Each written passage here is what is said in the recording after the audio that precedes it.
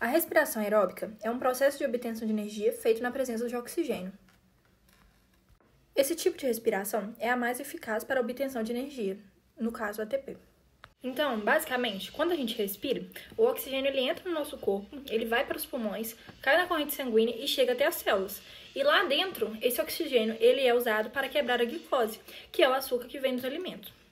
O resultado dessa quebra é a produção de energia, na forma da molécula chamada ATP, que é como se fosse uma moeda energética da célula, e é aquilo que faz o corpo funcionar desde os movimentos mais básicos até os processos internos.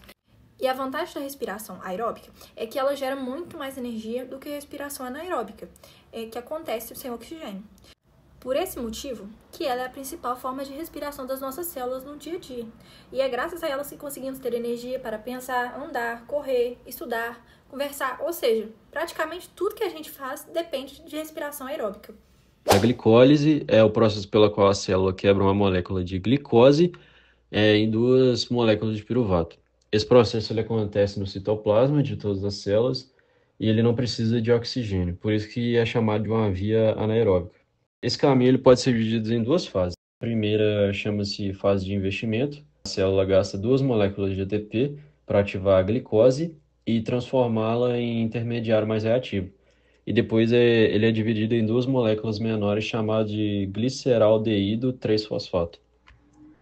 Na segunda fase, chama fase de geração de energia, porque cada uma dessas células é oxigenada e nesse processo a célula produz ATP e NADH.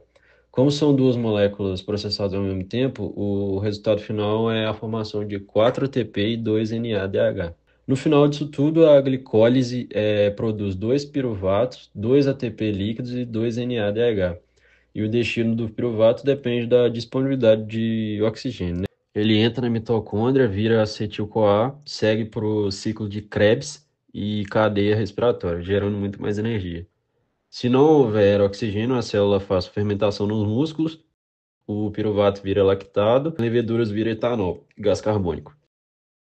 Assim, a glicose é essencial para fornecer mais energia e os intermediários importantes para outras reações metabólicas. O ciclo de Krebs, também chamado de ciclo do ácido cítrico, acontece dentro da matriz mitocondrial. Sua função principal é oxidar o acetil-CoA para gerar energia. A entrada do ciclo acontece quando o acetil-CoA se junta ao oxaloacetato, formando o citrato. A partir daí ocorrem várias transformações químicas que, no fim, regeneram o oxaloacetato para que o ciclo possa continuar. Durante essas etapas, são liberadas 2 moléculas de gás carbônico e produzidas 3 NAD, um FAD2 e uma molécula de ATP ou GTP. Esses produtos são muito importantes porque fornecem energia para a célula e alimentam a cadeia respiratória, onde será produzida a maior parte de ATP, usada pelo organismo. Além disso, o ciclo ainda gera intermediários que podem ser usados em outras sínteses. A fosforilação oxidativa é a etapa final da respiração celular e gera a maior parte do ATP. Ocorre na membrana interna da mitocôndria, com a matriz e o espaço intermembranar como compartimentos. Os principais elementos são a cadeia de transporte de elétrons do complexo 1 a 4, responsáveis por transferirem os elétrons do NADH e do FADH2. A bomba de prótons bombeia H+ para o espaço intermembranar, criando gradientes de prótons, pH e potencial elétrico.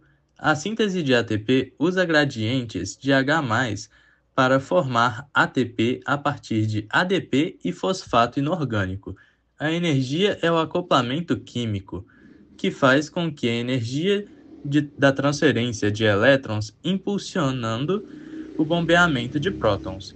O O2 é o receptor final de elétrons, reduzido à água do complexo 4.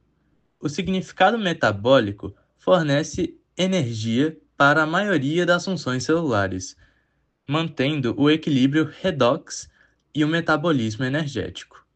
O controle de saúde depende do O2, estado redox e vias metabólicas. Problemas podem levar a doenças metabólicas, envelhecimento e espécies reativas de oxigênio.